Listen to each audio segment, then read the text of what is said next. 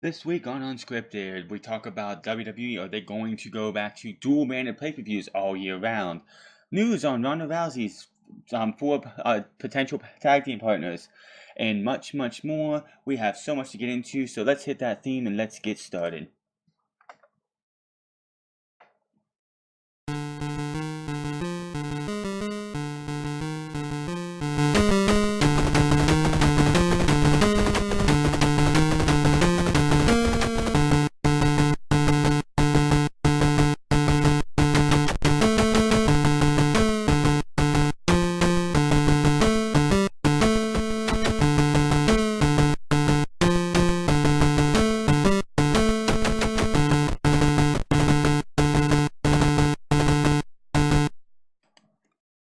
What is going on, everybody? This is Unscripted. This is the Franz who is here for this week's Unscripted. We have so much to get into. The big news coming out of this week for WWE is the talk of what they're going back to dual branded pay-per-views and the reasoning behind that. Did a certain superstar's firing cause Vince McMahon to give up 205 Live? A rare Impact versus WWE match happened last week, which I don't know if anyone wants to hear about that, but I thought it was something really cool. Jericho reveals what the original plans were for him at WrestleMania 33, and so much more.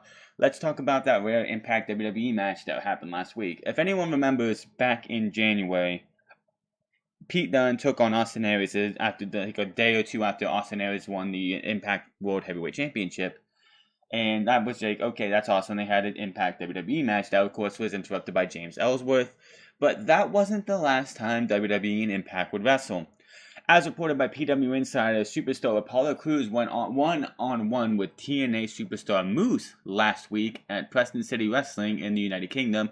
WWE allowed Crews to work the show at PCW as part of an exchange deal, as PCW assisted the company in getting into a venue they wouldn't have been able to run if it wasn't for the assistance of the British promotion.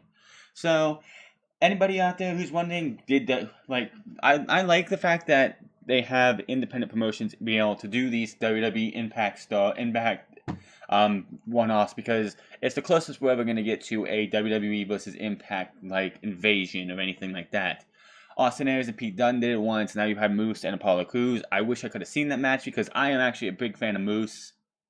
He is one of the best wrestlers on TNA, in my opinion. I've seen him in Defiant / WCPW multiple times, and he is really awesome to work with. Apollo Crews is still, to this day, one of the guys that I say has not been used right on WWE. They brought him up, I think it was 2016, yeah, and didn't have any idea what they were going to do with him. They brought him up way too early. He had a cup of coffee in NXT, and they were like, you know what, bringing you up, and he didn't even have time to establish a character. He could have used another year in NXT and given a true run instead of just, here you go, here's a match or two, here's a takeover match, and that's it. That was it. So, good on PCW for being able to put that match together. So, hope anybody who was at that PCW event really had themselves a good match, because Crews is good in the ring, and so is Moose, and I'm sure those two put on a heck of a match. Moving on here, Chris Jericho reveals the original plans for him at WrestleMania 33. Chris Jericho once again discussed plans for him to win the Universal title from Kevin Owens at WrestleMania 33 on a recent episode of his podcast. Chris Jericho says it was in November 2016, maybe Vince McMahon said, okay, at WrestleMania, it's you and Kevin Owens for the world title, Universal, of course. You're going to win the world title at WrestleMania. Wow, winning the world title at Mania. As he thinks. Jericho said the plan was for him to lose the title to Brock Lesnar at the pay-per-view after WrestleMania, which was Payback. So basically, had this plans happened, we still would have had Brock Lesnar going from Payback to WrestleMania to drop the title to Roman Reigns. So even though Jericho being the Universal Champion would have been awesome to see, and it would have been the great end to the Jericho-Owens rivalry at WrestleMania, like it should have been. And I think they did confirm this entire story right here on that 365 of Kevin Owens, that it was supposed to be him going to WrestleMania, but plans changed. I wish we could have seen that match for that title. They did, of course, go for the U.S. title. Jericho does say that Vince goes, yeah, you'll lose the next month's pay-per-view. I'm like, cool, that's cool. Jericho was excited to win the title, noting his other major title wins have all been while he was a heel. This would have been, if this would have happened, this would have been Jericho's first time winning any world title as a babyface. He won the Undisputed title as a heel. He won the WWE Champion. I don't think he's on all his other world title wins, which were not the Undisputed, were all as a heel. Jericho's never been a world champion as a babyface. This would have been huge to see Jericho as a world champion coming out of WrestleMania, and I think it would have been better for the show. And for me, I never won the title as a babyface either, ever. It's been 6 times, but always as a heel, so this was kind of like, yeah, you know, we're not marks here, but it's a pretty cool thing, let's be honest. However, as often they do, plans change. 1 week later, Survivor Series happens. Goldberg versus Brock. Goldberg beats Brock in a minute, and that's when Brock went, I can work with this guy, Goldberg. I want to work with him. I'll lose in a minute, but only if I can beat him for the title at WrestleMania. And Vince had to make a decision. What's the bigger box office, you know? And obviously it was Goldberg versus Brock Lesnar, which made Chris Jericho and Kevin Owens take a back seat. And they ultimately Kevin Owens ended up beating Jericho at WrestleMania last year in Orlando, Florida, taking the United States title for him, Jericho, not the Universal title. So this was on Jericho's podcast about a week or so ago. It would have been interesting. It would have been interesting to see this happen, but as we know, of course, if there's the opportunity to have Goldberg versus Brock Lesnar at WrestleMania for the Universal title, you're going with Brock Lesnar versus Goldberg for the Universal title over Kevin Owens and Chris Jericho, even though these guys, Jericho had actually been around for about 1.5 years for this last run of his. So that's just sad how WWE is, that the biggest box office draw is 2 part-timers who aren't going to be here after WrestleMania for that often. And I'm going to rant a little bit more on Brock Lesnar later on in this show when we get to the dual-branded pay-per-view talk later. Possible draft after post-WrestleMania post-WrestleMania pay-per-view. WrestleZone, this is coming from WrestleZone, spoke with a reliable source this a couple days ago that has confirmed WWE is internally discussing bringing back the WWE draft at the upcoming Backlash pay-per-view. As has been reported in the last few hours, WWE sent out an email announcing that the upcoming Backlash pay-per-view will be featured on both Raw and Smackdown. We'll get into that in a bit. But Twitter account WrestleVote went on to report that all pay-per-views will be dual branded. We'll get into that in a second. But yes, there needs to be we need a draft. Plain and simple. Plain and simple. I don't care if it's the day after Mania. I don't care if it's 2 weeks after Mania. Pay-per-view, a draft at a pay-per-view, I don't want to see that because it should be focused on what's going on in the ring, not who's going to go to this show and who's going to go to that show. The draft needs to be, if you want to make the draft a WWE special that's not a pay-per-view, it's only on the WWE Network, I'm fine with that. But it should not be a pay-per-view. I don't care if it's a WrestleMania or SummerSlam or one of the B-level pay-per-views. It should not be that. But I hope we see I think we need to see a draft every 6 months or so, because like WWE's Raw and Smackdown got stale real fast. They stopped utilizing the mid card as much. You have the same matches over and over. It has been Sheamus and Cesaro versus Seth Rollins and a partner of his choosing every single month since August of last year. It needs to change. You cannot keep going with the same ones, and we'll get into that in a second. The Twitter account of WrestleVotes has come out and said that WWE has report that all WWE pay-per-views will be dual branded following WrestleMania in order to spice up the cards. From what WrestleZone has been told, the idea for the WWE draft and Backlash would be to use it in a way for WWE to jumpstart the all dual brand pay-per-view format going forward. As in the case with everything WWE, nothing is set in stone until it happens. The idea of holding the WWE draft at Backlash is certainly being discussed and would seem to make sense. No, it would not. Not at all. We are going to go through a couple more stories, another story or two before we get into the whole dual branded thing. But having a pay-per-view draft is stupid, first and foremost. You do not need a draft at the pay-per-view. There's no reason for it. That just takes away from what's going on in the ring. How are you going to have a pay-per-view where there's matches going on in the ring, like a title match, What if you have AJ Styles versus, or Shinsuke Nakamura, who's going to probably be champion coming out of WrestleMania. Shinsuke Nakamura versus a AJ Styles in a rematch, and AJ Styles is drafted to Raw halfway through the show before the match goes on. That just kills the main event. You know AJ Styles is not going to walk out and have a chance to even win the championship because you're not going to put that title on him if he's going over the Raw.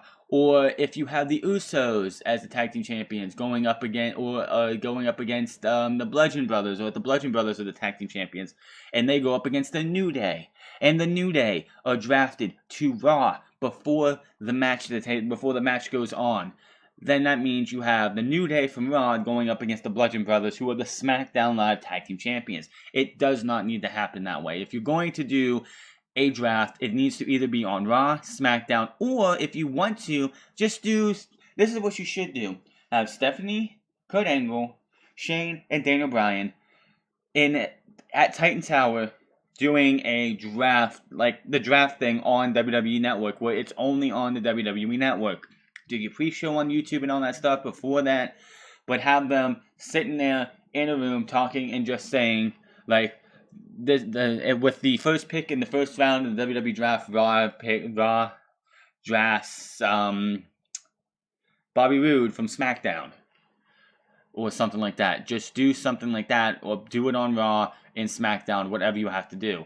Putting it on a pay-per-view just hurts the pay-per-view overall because, like I said, you could have AJ Styles versus Shinsuke Nakamura in a rematch from WrestleMania, and the first pick of the show is AJ Styles going from SmackDown to Raw. Then what's the point of having the pay-per-view match? What's the point? Someone answer that one. So we'll have more on this dual-branded pay-per-view thing here in a bit, but we do have this next story, which is, this one's a doozy, and I don't think it's going to happen. Unlikely Hall of Famer rumored for the class of 2018. I don't know where these rumors are started, and I don't know why they would even start these. There are rumors going around that WWE that say Jeff Jarrett could be inducted into the WWE Hall of Fame during WrestleMania 34 weekend in New Orleans, according to PW Insider. No word yet on if there is any truth to this rumor, but the potential induction of Jeff Jarrett would come after Jarrett recently wrapped up a stint in WWE-sponsored rehab. The TNA co-founder is no longer affiliated with the company that he tried to go up against the WWE with, but he does have a controversial past with WWE. Jarrett is a 6-time Intercontinental Champion, 1-time Tag Team Champion, and a 1-time European Champion. He is also a 3-time WCW United States Champion and a 4-time World Heavyweight Champion. So far we have, for WWE has confirmed headliner Bill Goldberg, the Dudley Boys Ivory for the class of 2018. As of this writing, no names rumored. Other names rumored but not confirmed this year include Mark Henry, Bam Bam Bigelow, and Kid Rock for the celebrity wing. Of course, as everyone knows, the 2018 Hall of Fame induction ceremony takes place on Friday, April 6th at 7:30 p.m. Eastern Standard Time for the Smoothie King Center in New Orleans during WrestleMania 34 weekend. It will air on the WWE Network in its entirety. Now, nothing wrong with saying Jeff Jarrett should be a Hall of Famer if they want to. I guess he does have bad blood with Vince, but so did Ultimate Warrior, so did Bruno Sammartino, and they're in the Hall of Fame.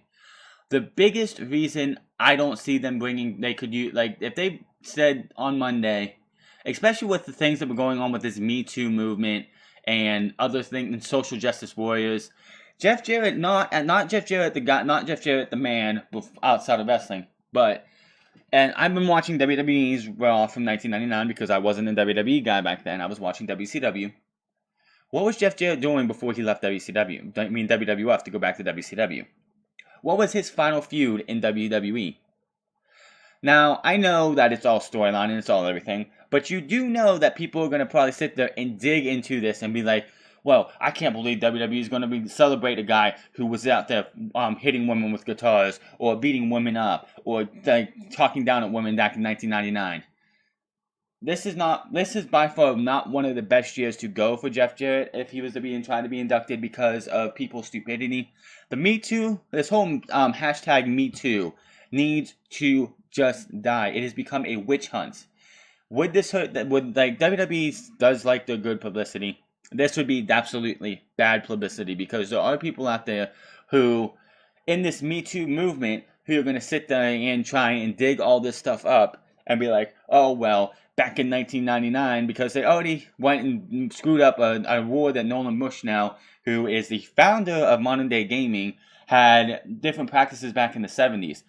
That was in the 70s. This is in 1999 when he's sitting there and battling Deborah and Miss Kitty and China and all these other women, and how he was talking down on how they should do all this and that, and it was just like they would dig that stuff up and just plaster it everywhere. Us as wrestling fans, like, that was 1999, but you will see idiots who just don't get it, like, sit there and just like, how could you celebrate a guy who was beating on women or fighting with women back in the day? So if they want to give Jeff Jarrett a Hall of Fame induction, you might want to wait another year or so before this Me Too stuff can die down, because it quite honestly needs to. Everything's becoming a witch hunt now. If anyone says anything disparaging against a woman and you're a big name in something, they're just going to come after you. So this is definitely not like the good year just because and it's not Jeff's fault. It's not. It's Vince Russo or whoever booked his final storylines fault more than anything. So we will have to wait and see, but I don't think they're going to do it. I don't know, but Mark Henry, Bam Bam Bigelow, and Kid Rock, if they name those three guys right there, then we won't see anything else. That's a good enough field right there. Mark Henry, I could see him holding out to be a Hall of Fame headliner because he's been with WWE since 1996 or 1997 or 1998. The dude's been around forever. So I could see him wanting to be a headliner of the Hall of Fame himself, which he rightfully deserves. Everything he's done for WWE, all the titles he's all won, all the matches he's had, everything he has done for WWE. Mark Henry as anything more than a headliner, I think for him just feels like it probably wouldn't be as great.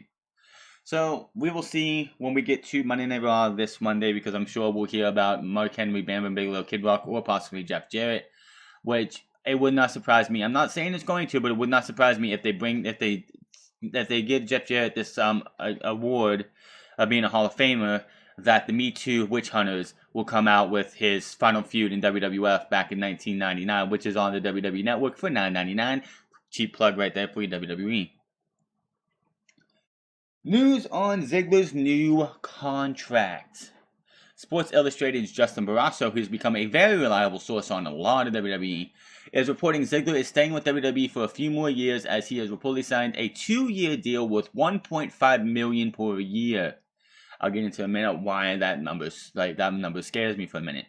According to sources speaking with Barrasso, Ziggler has never considered leaving and always planned to be signing with the company. Why? I don't know. Ziggler was not seen on the WWE Smackdown for 7 weeks after dropping the United States Championship and won a spot in the Fastlane title match in his return on this past Tuesday's show. Now, the $1.5 million for full-time wrestlers. He is one of the highest paid guys on the main roster with $1.5 million per year. That's $3 million over the next 2 years. He's going to be making $3 million over the next 2 years. That's like most people who make that type of money plus are guys who are not on the road every day. Like, he is a full-time guy. This is not him like signing a part-time deal and being a part-time for WWE. With him being in this Fastlane main event, this scares the heck out of me. We want Styles versus Nakamura. Anytime Vince McMahon gets wind of what we want, he changes it. So, what would piss fans off more? Seeing Ziggler come in and winning the WWE Championship, then WWE having AJ Styles invoke his rematch clause and make the world title match at WrestleMania, which should be a one-on-one match. Shinsuke Nakamura versus AJ Styles versus Dolph Ziggler, with Dolph Ziggler as WWE Champion. That would be a colossal failure, and WWE missing a big opportunity for the biggest main event in WWE's history in the last 5 to 6 years. The last time the WWE Championship felt this important right now with who we have at WrestleMania, I would say it was before. Wasn't even like. I honestly don't know, because I know we had John. Was before The Miz won the title. I will say that. I would honestly say it was back when John Cena won it. The WWE Championship at WrestleMania has not felt this big as we have it right now since John Cena beat JBL for it in 2005. That's my opinion. We have not had a bigger match right now between Shinsuke Nakamura and AJ Styles than we had in 2005 when JBL dropped the title to John Cena. That is the last time, in my opinion, the WWE title felt as big as it does right now, as long as it stays AJ Styles versus Shinsuke Nakamura. That is 13 years ago, by the way, people. 13 years. That's just ridiculous. If your championship, this is the biggest and the biggest championship in all of sports entertainment and wrestling, is the WWE Championship. Other than, I believe, the CMLL World Heavyweight Championship or whatever main title they use, the WWE Championship has been around the longest and has gone through so much over the years. And the last time it felt this match, if it's a one-on-one match between AJ Styles and Shinsuke Nakamura, the last time I felt the match was like the world title felt as big as it will be at WrestleMania was 13 years ago when JBL faced John Cena and John Cena won his first world title before John Cena turned into what we know him as today. So do not be surprised if they go, because if you're spending 1.5 million per year, that's 3 million in 2 years on a guy who you have used as a jobber to other guys like Shinsuke Nakamura, like Bobby Roode, like Baron Corbin, like others. If you ain't got plans for him, why are you spending 1.5 million for 2 years? 3 million for 2 years. Why would you even spend that much money? If Dolph Ziggler does not come out of this match champion, then what is the fucking point? Are you gonna have him lose this title? If he eats the pin, that's another thing. If he eats the pin at Fastlane, what was the point? You're spending $1.5 million this year and next year on this dude, and you're going to have him go into this big match, this Fatal 5-Way, just for him to eat the pin. Then what does he do? He came out at the Smackdown and said he wants to main event WrestleMania. Who doesn't? That's not an excuse for why you left for 7 fucking weeks. To come back and say, I just want to main event WrestleMania. Still, not a good excuse. But I'm hoping those fears are not met, but AJ Styles, Shinsuke Nakamura has to be the match, because if it is Styles versus Nakamura and you give them 25 to 30 minutes, you have yourself a bigger match than the biggest match in WWE's most recent history, which would be 13 years for me when John Cena faced JBL. That's my opinion, and my opinion only. Big update on Big Cass. Moving on here, PW Insider was reporting that Big Cass has recently been seen working out at the WWE Performance Center. Good on him. From what they're told, Cass has been walking around on his own without any assistance and is in great shape, which I'm pretty sure I'm sure upper body strength has not been a problem. Like, working on his upper body probably hasn't been a big problem. Initially, WWE Chris Robinson said that Cass would be out of action for 9 months. That was 6 months ago. At this time, there are no reports of Cass taking bumps in the ring, but that is certainly the direction his recovery is heading. Once he is cleared to return to action, he's expected to be back into storylines on Monday Night Raw brand, which they have absolutely nothing for him. What are they gonna like? Even if he was great, able to come back, he wouldn't come. If he was cleared to come back at WrestleMania, he's not gonna be seen at WrestleMania. He would be turned at the night after WrestleMania, because everything they have is set in close to, if not already set in stone. Even if he was cleared to return for the Elimination Chamber, which is definitely not happening, but even if he was cleared to return the night after Fastlane, he still would not probably be seen until the night after WrestleMania, because that's when they like to have their big call-ups or big returns. But when Cass does come back, I honestly don't see anything for him. I don't. What are you going to bring him into? His douchebag, idiotic partner got fired. They were gonna finally end that feud. They had nothing for the guy. He's not going to do anything, so I don't know what they're going to do for him. He's going to be like Titus O'Neil was when Titus O'Neil broke away from Darren Young. They gave Titus O'Neil a tiny little heel push, and then they dropped the ball, and Titus O'Neil was nothing but jobber fodder for a couple years, and he finally found something with this Titus Worldwide, which is probably not going to go anywhere, but we will see when Cass gets back, but I don't see him really doing much in 2018 since they already have things pretty much ready to go. Moving on here, Smackdown draws lowest ratings since October. This is a good one for me. This week, WWE Smackdown features Sami Zayn versus Dolph Ziggler in the main event, which is a very good match. Very good match. Shows why Dolph Ziggler and Sami Zayn are two of the best in the WWE, even though WWE doesn't know what to do with them half the time. It drew 2.449 million viewers. This is down 2.2% from last week's 2.505 million viewers, and is the lowest blue bands for the blue band since 2018. It's also the lowest SmackDown viewership going back to October 31st, 2017, Halloween edition. That drew 2.119 million viewers. The last non-holiday episode that drew less viewers was the October 17th last year, which was 2.320 viewers. Why I bring this one up? What did we see on SmackDown this week? We saw 2 qualifying matches to see if Dolph Ziggler and Baron Corbin would make it a fatal 4-way, fatal 5-way, or just stay as a triple threat. Other than that, we saw absolutely nothing that was worth anything. You had Charlotte versus Sarah Logan, who went for 20 minutes, even though it should have been a squash. You had Big E stuffing pancakes in his fucking mouth, looking like a fucking buffoon on WWE TV, yet you want me to sit there, you expect people to sit there and watch this shit.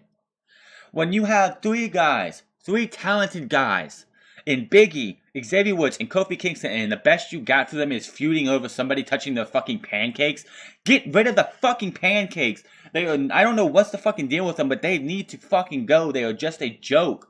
You have him sitting there trying 20 fucking pancakes and trying to stuff them in his mouth, looking like a fucking idiot. And you expect people to actually watch this shit? No, you put that shit on TV, you know people are gonna turn off. There was no fucking reason to have that stupid ass fucking pancake eating shit. So when this week's SmackDown, which is coming up, is gonna have another 6-woman tag team match of the same 6 fucking women.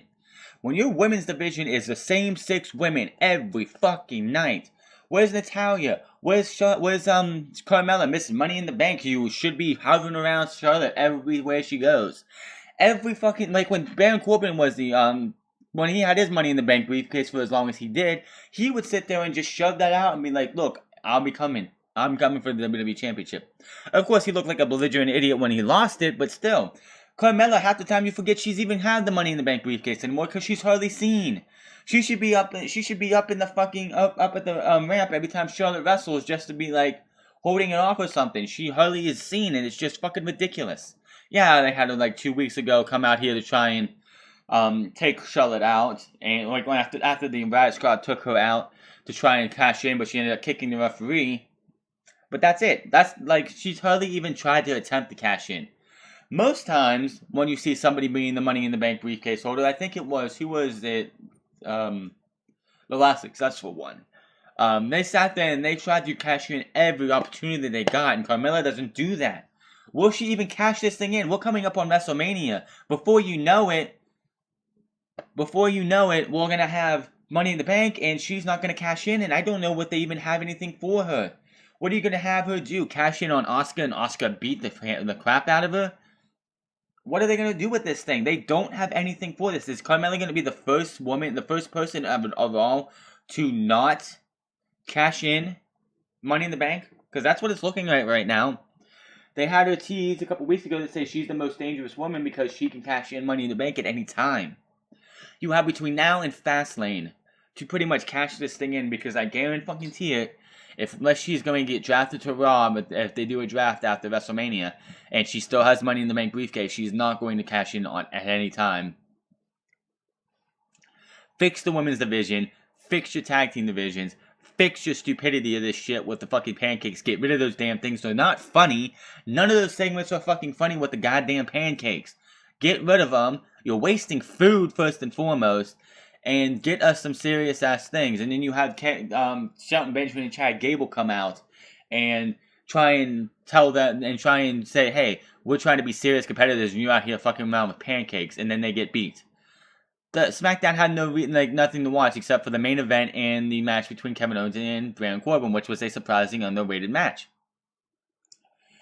We're going to go from that into the big story of the week. Rumors on WWE going back to dual-branded pay-per-views, and this one is a doozy. So, ladies and gentlemen, get ready. This year's WWE Backlash in pay-per-view in May, which was originally scheduled to be a Raw pay-per-view, will now be a dual-branded show. Wrestling Inc., which this is from Wrestling Inc., Rito Tony Lopez passed along the email below that Ticketmaster sent out confirming they wrote, The Wrestlers Votes Twitter account, which also broke the story in the past, reported that all pay-per-views will now be dual branded. Started with Backlash, it was added that the weekly televisions will not be affected. They stated, PWS reporting that as of Thursday morning, none of the roster have been informed about the plans to have the WWE pay-per-views be dual branded going forward. Continuing this on, WWE reportedly will be making an official announcement soon regarding pay-per-view changes, according to Wrestle Observer Newsletter. It is expected that the announcement will be to end the brand-exclusive pay-per-views, which is a massive mistake. Starting with Backlash in May, WWE has confirmed the upcoming announcement after a Ticketmaster email sent this week revealed that the WWE Backlash pay-per-view on May 6th will be a dual-branded show after previously being announced for a Raw brand. As noted, originally only 5 events were scheduled to be dual-branded this year. The Royal Rumble, already done, WrestleMania, Money in the Bank, SummerSlam, and Survivor Series. Adding more pay-per-view events had added costs without a lot of new revenue, with the exception of live gates, which they really aren't increasing. WWE Network subscriber numbers have at a higher rate.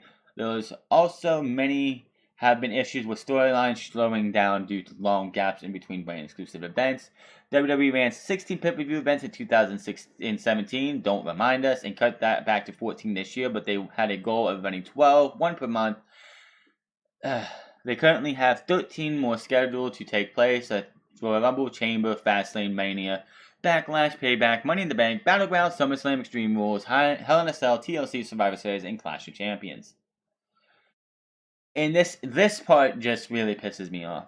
And another pay-per-view change that has not been confirmed yet, there is belief within WWE that the former B shows will now be increased by 1 hour to be 4-hour pay-per-views. With 2 matches on a 1-hour kickoff pre-show, one of the main reasons for the increase likely has to do with having to fit top stars from both brands on one show. The Observer points to how the biggest complaint with WWE pay-per-views have been the length of top 5 shows, and not every show will be 5 hours long. Yeah, that's something we need to see. 5-hour fucking pay-per-views. The Observer notes that both shows will be pushing the same pay-per-view each month, and all the top stars will be on it. But one major negative, and this is a massive negative, and why they do not need to do this, is that a lot of the middle to lower card talent won't be featured on pay-per-views as much, if at all. And less pay-per-view time means less focus on TV. It was also speculated that we may see more stipulation matches on TV that would have usually been used for pay-per-views, with some of the mid-card feuds. Another negative could be that there will be title matches relegated to pre-shows, which will hurt their significance, which is another thing we need to talk about.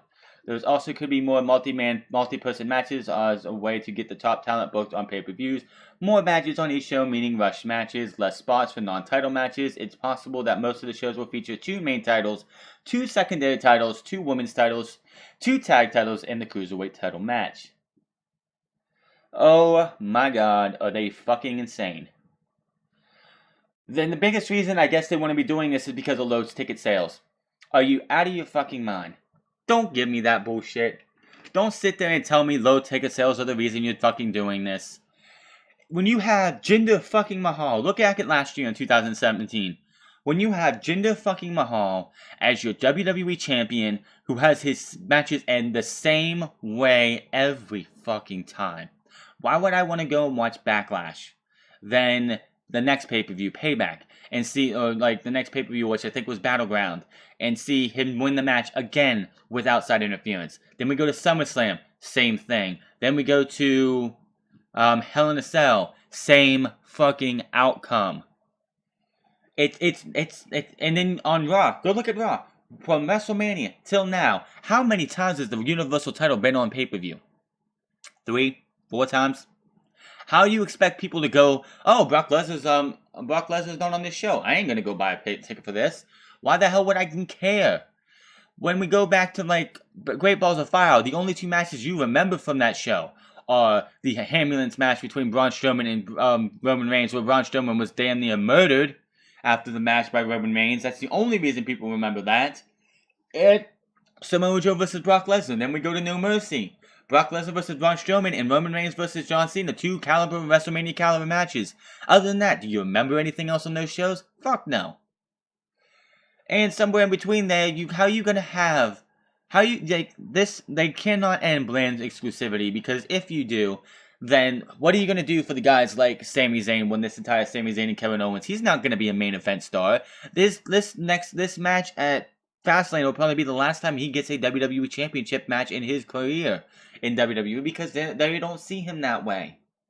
They're only doing this pretty much for Kevin Owens because they like Kevin Owens as a championship contender. Sami Zayn versus Shinsuke Nakamura for the WWE title would be nice, but no, we're not going to see that.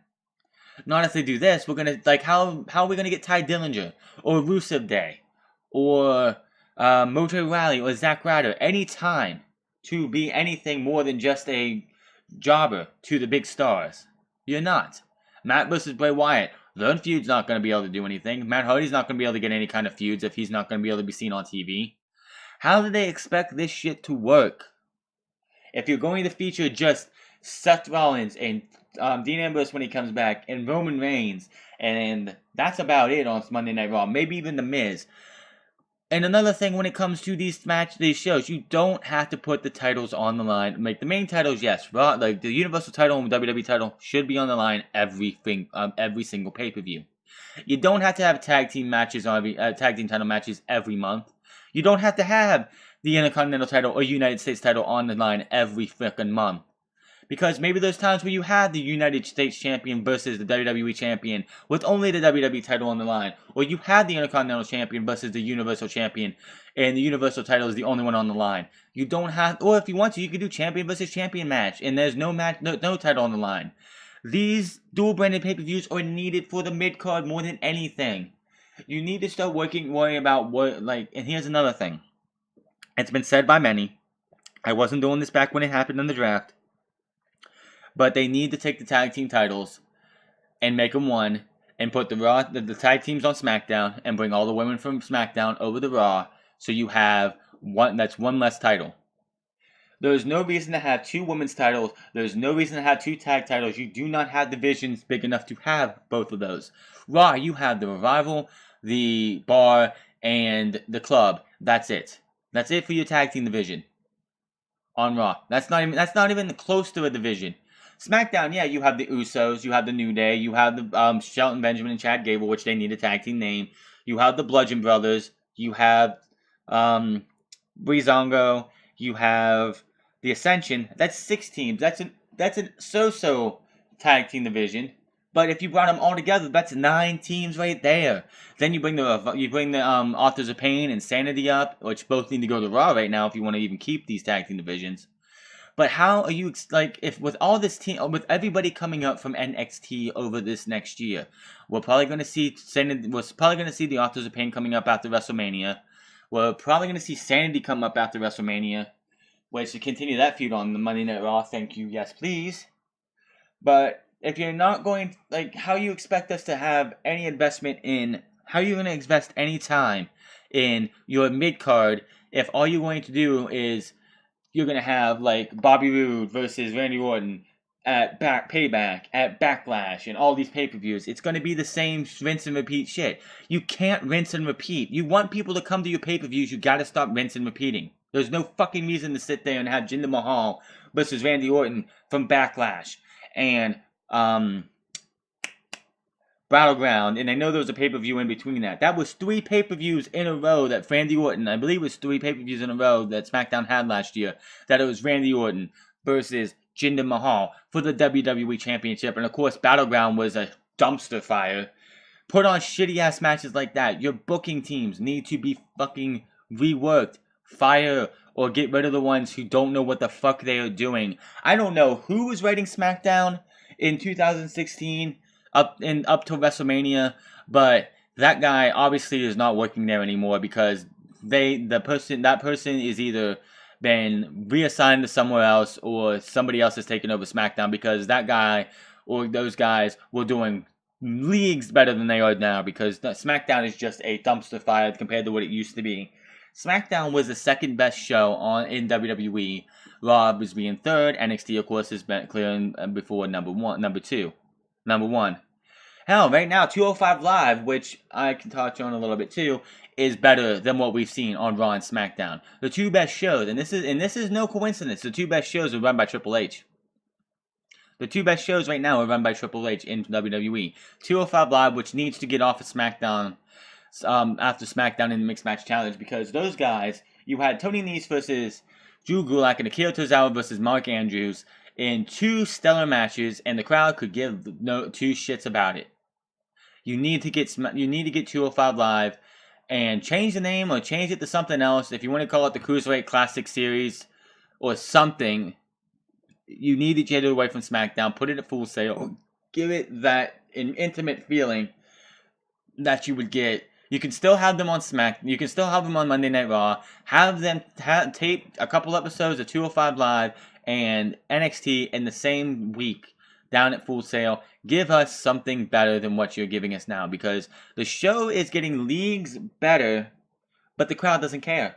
If you want to tape it for SmackDown and see if that helps out, it probably won't be the best thing, but we need to get them off of WWE's SmackDown after SmackDown in the Mixed Match Challenge, because everybody, you can pan, when they pan to the crowd, and even when you're watching the show, you see barely anybody excited and enthused for this show. Everybody should be on their feet cheering these guys. They're putting on some great matches. And the reason for a big speculation is going around, and I think Dave Meltzer put on this. The reason that Triple H has taken over is because Eric Ardent, aka Enzo Amore, which I hate. I don't want to give him his wrestling name, because he doesn't deserve it. If everything about him is true, got fired. If he wouldn't have been fired, Vince McMahon would have never given up 205 Live, because you can't have what we're seeing now with that guy in charge, with that guy as the star. It just wouldn't have worked. Do you miss that guy? Nope. I don't either. Back to the whole dual branded thing. How was just going back to dual branded pay-per-views just means they're giving up on the brand split, plain and simple. Plain and fucking simple. If you're going to give up on the brand split, then what was the point of doing it in the first place? Yes, back when it first did in 2016, they didn't have as much talent. They didn't have the Shinsuke Nakamura's or the Bobby Roode. They didn't have Ruby Riott, Liv Morgan, and Sarah Logan, and all those men and women who've come up from NXT. They were a lot thinner in 2016. They've expanded the. If you try to say, well, we're gonna put dual branded pay-per-views back together, and then we're just gonna end the brand split. It's like 6 months from now. Say 6 months from now, they want to end the brand split. You will see Roman Reigns and Seth Rollins on every single show. You won't see Bobby Roode half the time. You won't see AJ Styles. Quite honestly, and this is my opinion, and I have not heard this from anybody, AJ Styles would not be a 2-time WWE champion if it wasn't for the brand split. Plain and simple. If they did not give us SmackDown and Raw as 2 different brands, AJ Styles would have been nowhere near the WWE Championship. Dean Ambrose probably wouldn't even won the WWE Championship. People don't say it, and it makes a lot of sense to me. AJ Styles only became WWE Champion because they needed somebody like him to anchor SmackDown for 2016 to help bring it up. Then they gave it to Bray Wyatt after John Cena held it for 2 weeks, which was a fucking joke. But AJ Styles, even Bray Wyatt wouldn't have had a short 4-week title reign had it not been for the brand split. Because they would have had Roman Reigns hold that title. Or somebody hold that title. Because Roman Reigns was champion going into Money in the Bank in 2016. He was champion. He lost to Seth Rollins. A lot of people were like, well, he lost it because of his drug bust. Which, quite honestly, that was why. He lost it because of that. They were punishing him. That's why when Finn Balor came up, Finn Balor beat him and went to SummerSlam instead of him. That is why. But had the brand split not happened, and this is what makes the brand split great, AJ Styles would not be where he's at. He would not be a 2-time WWE champion and most likely going to WrestleMania.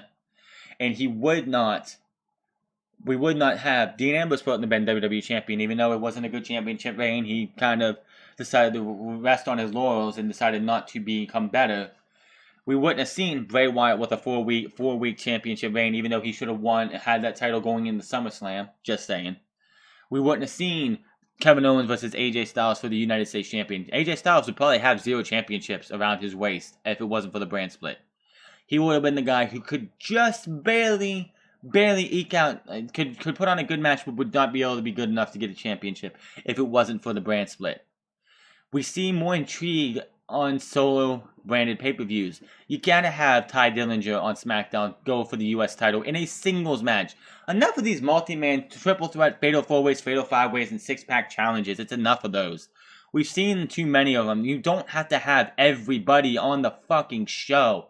Build new guys up. What are you going to do when an Aleister Black comes up? What are you going to do when Adam Cole and the Undisputed Era or Sanity comes up? With them going back to dual-branded pay-per-views, they're going to get lost in the shuffle. We're going to see Aleister Black come up and do absolutely nothing for the first 6, 7, 8 months of his WWE career. He'll probably lose a couple times, putting over Roman Reigns, or putting over AJ Styles, or putting over other guys that he shouldn't be putting over. He should be one of the guys that they feature a lot, and they probably won't. They are making massive mistakes, and they sit there and they want to say ticket sales are a big reason. Give me a break. When you have Brock Lesnar not as the WWE as the Universal Champion for almost it will be a year on the go home show till WrestleMania when Brock Lesnar won the title. He will have held the title for 365 days, April 2nd, 2018, which is of course the Monday Night Raw before WrestleMania. I'm pretty sure. Let me double check that. Yeah, April 2nd, 2018, which is the Monday before WrestleMania, Brock Lesnar would have held the title for 1 year. Now, if you're on every pay-per-view, I don't care, he doesn't have to be on every fucking Monday Night Raw. But you need to have the world title, your world title to Monday Night Raw. That is your A show to you. You need the world champion to that show on your pay-per-views every single month. I don't care if he's on every single Raw. He could be doing video from via satellite, so have Paul Heyman come out and do stuff, and he comes in for the go-home show. You have to have Brock Lesnar, your WWE Universal Champion, on every single Raw pay-per-view. It's just a fucking joke if you don't. Sorry, that's just how it needs to be. You can't just sit there. And the fact that there wasn't a pay-per-view every single month for, like, if you were just going to do every few months, it would have been fine. But you just can't do that. They have a lot that they need to fix, and going back to dual-branded pay-per-views is going to hinder WWE more than it helps. And another thing that hurts WWE is, why am I going to watch Monday Night Raw every week? Why am I going to go to watch pay-per-views every week if I can just walk on social media or look on YouTube for spoilers everywhere I go? Social media is a detriment to WWE. They don't want to admit it, but it is. Why are people not watching? Because you have guys like me, JD, Brian Zane, Cultaholic, Solid Monster, Don Tony and Kevin Castle, and others sitting here reviewing these shows for you. Why would I have to watch Monday Night Raw? If I'm a guy who doesn't do this stuff, why am I going to sit there and watch Monday Night Raw, SmackDown Live, or NXT, or any of these other WWE shows?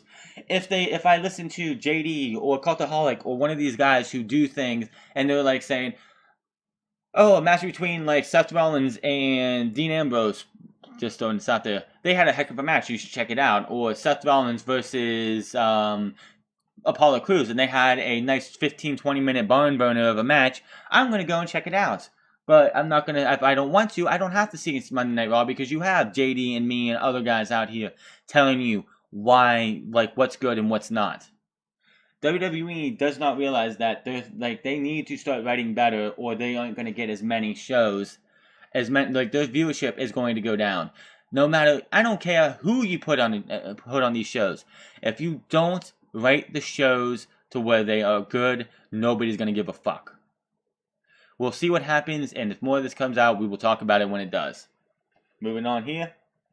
Speculation on Rey Mysterio signing a new deal with WWE, and there's also news on his son, which I will talk to you about. The speculation within WWE on Rey Mysterio signing some sort of new deal with the company in 2019, if not this year, according to Wrestling Observer newsletter. The deal would be a part-time run, as Rey Mysterio has been adamant about not wanting to work a full-time WWE schedule. Good on them. That's something that needs to happen. Rey Mysterio is too... His body is beat up and banged up, and he's had multiple knee surgeries that he cannot afford and cannot do a full-time schedule.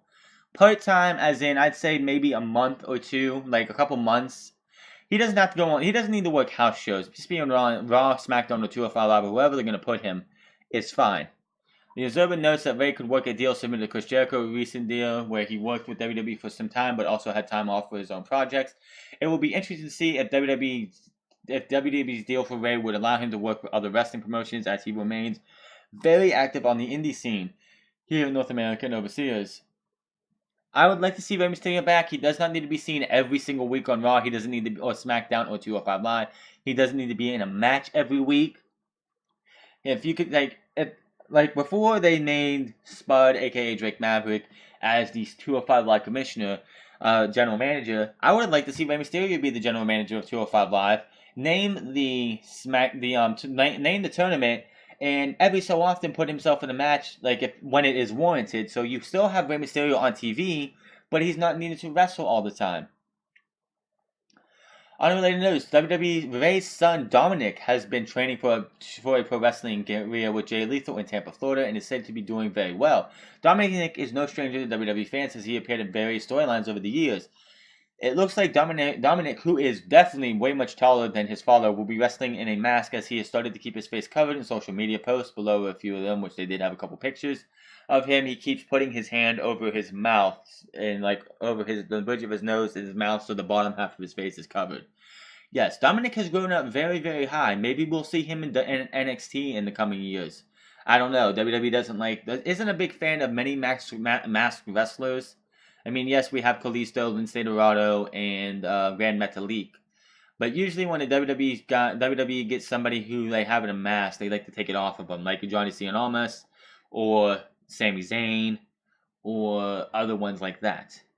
Even the original Sin Cara, the Sin Cara we have now, is not the original one. He's over in Mexico now, but the one that we have now was originally Camacho. Oh, not Camacho, but Hunico. WWE and Rich Swann mutually part ways. Rich Swann and WWE have mutually agreed to part ways on February 15th, 2018. If anyone does remember, Rich Swann was arrested late last year with domestic violence to his wife, Sue Young, and he was suspended immediately.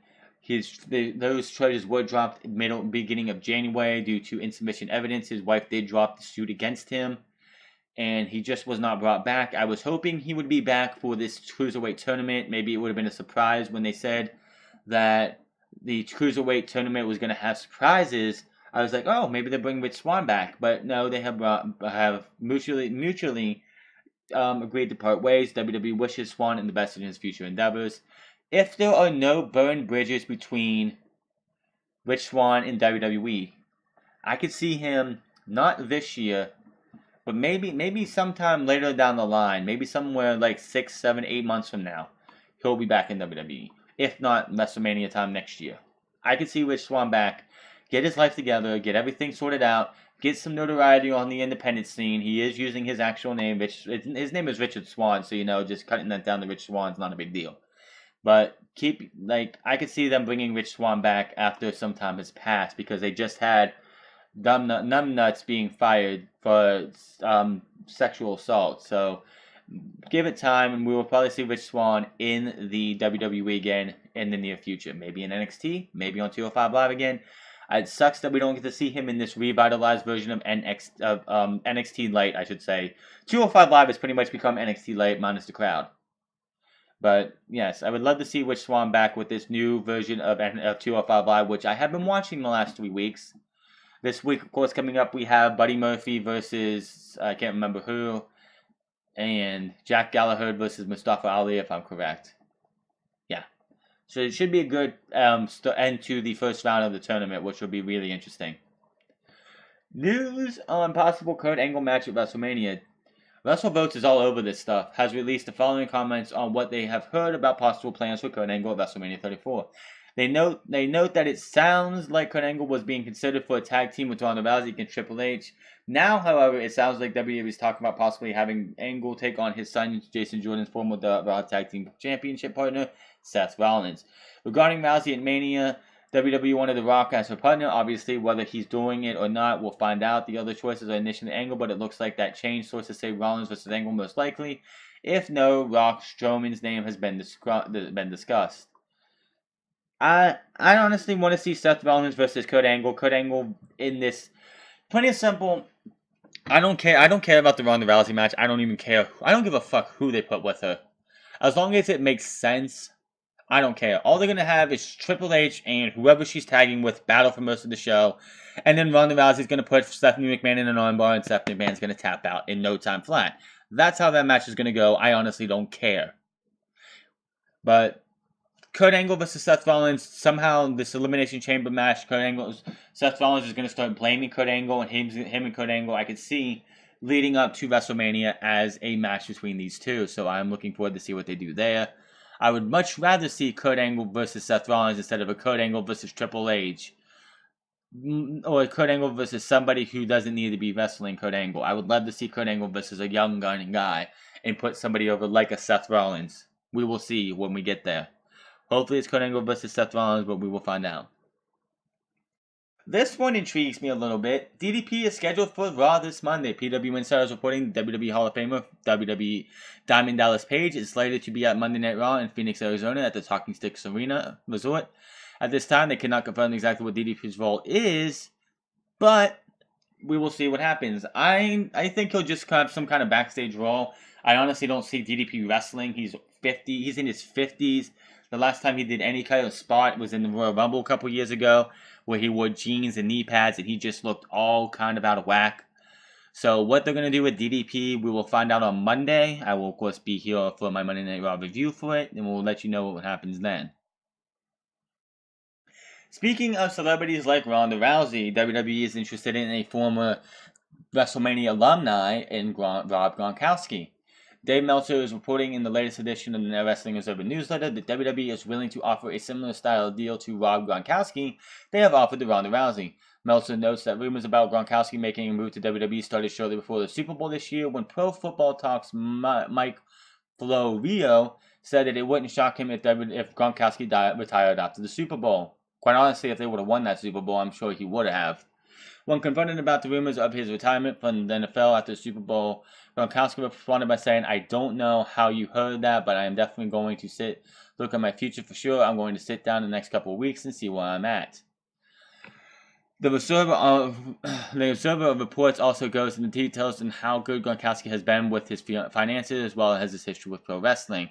Of course, as everyone remembers, he was at WrestleMania 33 this past April, pretty much flatlining Jinder Mahal, which of course became the WWE Champion, and of course he helped his buddy Mojo Rawley win the match, the Andre the Giant Memorial Battle Royal.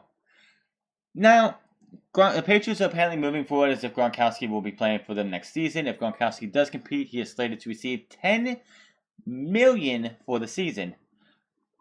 I will have to say that if Gronkowski was to retire, he's giving up $10 million. I don't see him doing that. That is a lot of money. He is one of the, if not the best tight end in NFL history, just because of his sheer size. But if he was to retire from football and come to wrestling, I could see him working in WWE. The guy's got the outlandish, he's got the size and the outlandish personality that Vince McMahon just loves. Vince McMahon would be all over to give this guy a deal. He would love to have somebody with the personality that Rob Gronkowski has. Now, of course, if Gronkowski was going to leave leave football and come to wrestling, he would have to tone it down immensely. He is like Mojo Rawley on steroids, and when Mojo Rawley was a babyface. He is Mojo Rawley's hypeness on steroids. We will have to wait and see what happens with Gronkowski. I don't think he's coming to WWE anytime soon, but if he does come, I could see him being in NXT. And even though everyone knows who he is, I would love to see him get an actual ring name, because Rob Gronkowski as a wrestling name is just ugh. The Gronk. Just have him called the Gronk. I am the Gronk and whatever, and he could just be a big outlandish personality. He's got the outlandish personality a sports entertainer in WWE needs. Moving on here, and I think this is the last one. I believe. Nope, we have one more after this, actually. Reason for multi-man pay-per-view main events before Mania. The WWE roster is loaded with talent right now.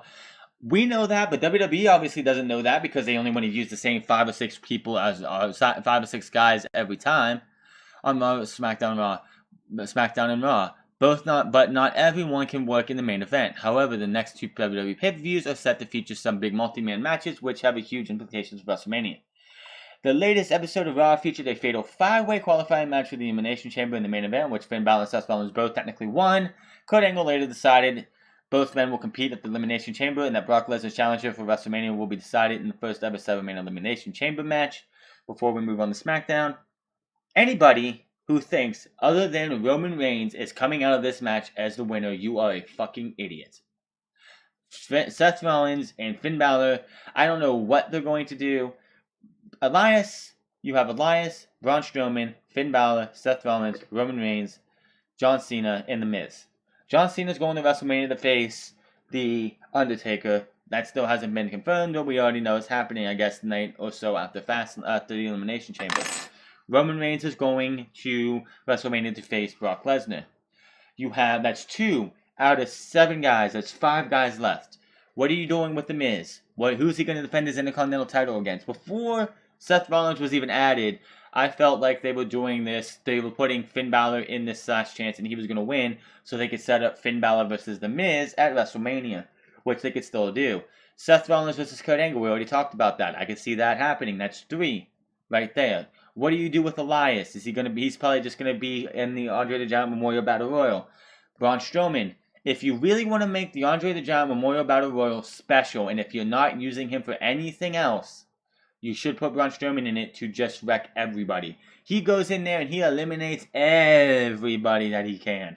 He comes out on top and he gets a title shot at Roman Reigns at Payback or Backlash, and whatever happens. This match I'm fine with. In my opinion, I've been wanting it for a while. I want an 8-man elimination chamber. For 8 guys who are warranted it. You start out with a fatal 4-way, and then you have the 4 other guys come later. Of course, if you really want to make this match interesting, there has to be an elimination before somebody else gets added in, if you want to. But yeah, I would be fine with an 8-man elimination chamber match. You start with a fatal 4-way, and then you have 4 guys come in. A lot more chaos and carnage. So a 7-man's the best we're going to get. I'm fine with it. What I'm not fine with is at Fastlane, AJ Styles is set to defend his WWE title in a fatal 5-way against Dolph Ziggler, Kevin Owens, Sami Zayn, and Baron Corbin, and with the winner going on to wrestle in the defend against Shinsuke Nakamura. Which I don't know why they think this is good. This is why I'm a little fearful that Dolph Ziggler is going to walk out as WWE champion. After months and years of not doing anything with this guy, you sign him to a 2-year, $3 million contract. He is the one of the highest paid guys who are full-time roster members. So if you're gonna have something for this guy and it's not the WWE Championship, I do not know. And of course, the first ever Women's Elimination Chamber match also has big implications for WrestleMania, as Alexa Bliss will defend the women's title against 5 other women. That is Bayley, Sasha Banks, Mandy Rose, and Sonya Deville. And Mickie James. Yeah, those 5 right there. And unfortunately, she needs to lose the title anyway. Alexa Bliss is going to win that match. So the 3 multi-person matches that they have, you're going to see hopefully AJ Styles, Roman Reigns, and Alexa Bliss. WrestleVotes is reporting that the reason for so many multi-person matches, I do not count the Elimination Chamber because it's the Elimination Chamber, as related to try to keep fans guessing on the road to WrestleMania. From WrestleVotes, texting with WWE source this morning, interesting note that reason both pay-per-views prior to WrestleMania have multi-man matches, 12 total guys, is to keep fans guessing as to what's in store for WrestleMania. It is a different thought process, but it's not sure if it's necessarily working, however.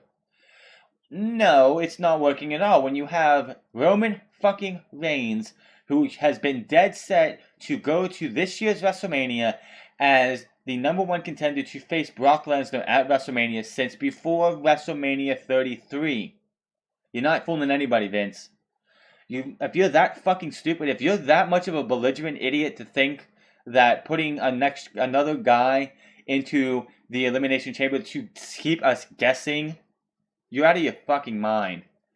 Anybody, and I would be shocked because it's like, even though WWE has been trying to throw fans for a loop, it's been believed for a year plus now that Vince McMahon is dead set on having Roman Reigns face Brock Lesnar at WrestleMania, so it would be shocking if WWE changed course.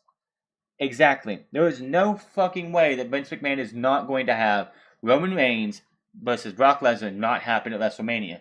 There has been suggestions by fans that maybe Seth Rollins wins this and somehow Roman Reigns gets into this thing.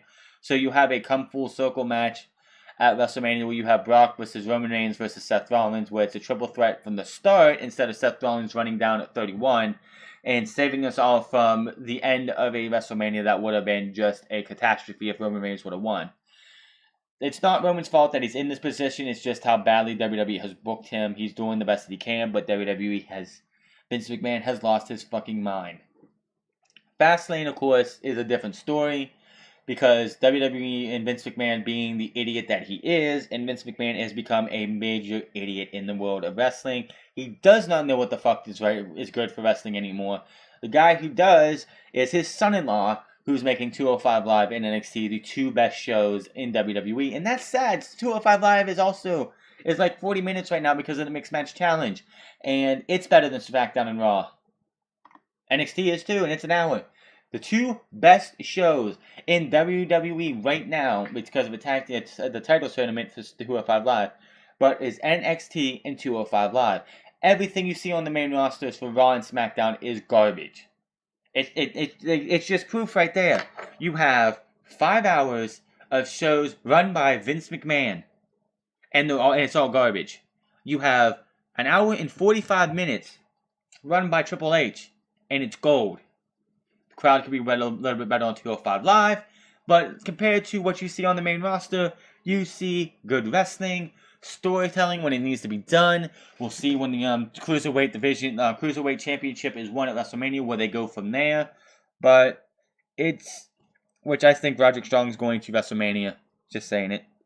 But we'll see. The jury's still out. But for now, NXT is number 1. 205 Live. Believe it or not, did you think you would hear about that last year?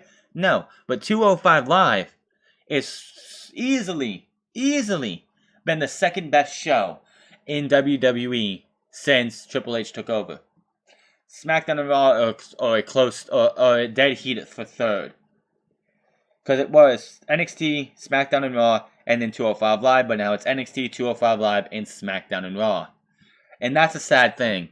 Triple H has 2 hours of roughly about 2 hours, depending on when Mixed Match Challenge is over, if they stretch it out that long.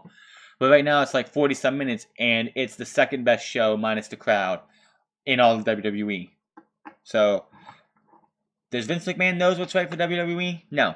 Triple H does. And if Vince McMahon would get his head out of his ass, he would see what everybody wants. And that's what's happening on 205 Live and NXT. And like this time last month, I would have been shitting all over 205 Live. I wouldn't give a fuck about 205 Live because Vince McMahon was in charge. And now that Vince McMahon is not in charge, you see how good 205 Live has been. So the three multi-person matches that we have, and the reason they're doing it is to try and keep people guessing. But Vince McMahon is an idiot for thinking that, because other than the the WWE Championship match at Fastlane, the other two are dead set to have Alexa Bliss and Roman Reigns walk out as the winners of the Elimination Chambers. Finally, we're going to end it here with Will Ospreay, why he turned down WWE. Will Ospreay says New Japan Pro Wrestling is his home. On a recent episode of Talk is Jericho, Will Ospreay and his girlfriend, fellow wrestler Bea Priestley, which is, I've seen her in Defiant/WCW. She's a beautiful girl, just saying that. Discussed their careers and how each of them got into wrestling. During the interview, Ospreay explained why he does not want to go to WWE and prefers to stay in New Japan Pro Wrestling. As a kid, I've actually heard this interview too. As a kid, you would always want your WrestleMania. It's always been in the back of my mind, but as I come here, New Japan Pro Wrestling, and grown up more, I don't do very well traveling as it is. Those guys in WWE are wrestling on Christmas and New Year's Day. That would have killed me. Christmas for me is family. I love being with my family, said Ospreay. According to Ospreay, he recently received a phone call from WWE about a contract, but he was happy with his current situation. He said when he signed with New Japan Pro Wrestling 2 years ago, everything changed. In the rest of the interview, Ospreay said he was improved since wrestling in Japan, discussed his infamous matches with Ricochet, wrestling Vader, and growing up as a wrestling fan in the United Kingdom. It's just like most guys, he is only 24 years old. The guy is not even in his prime yet. If he wants to go and wrestle in New Japan now, I would love to see him eventually be in WWE when the time is right, but this is not the right time. Right now, he would come to WWE and be lost in the shuffle.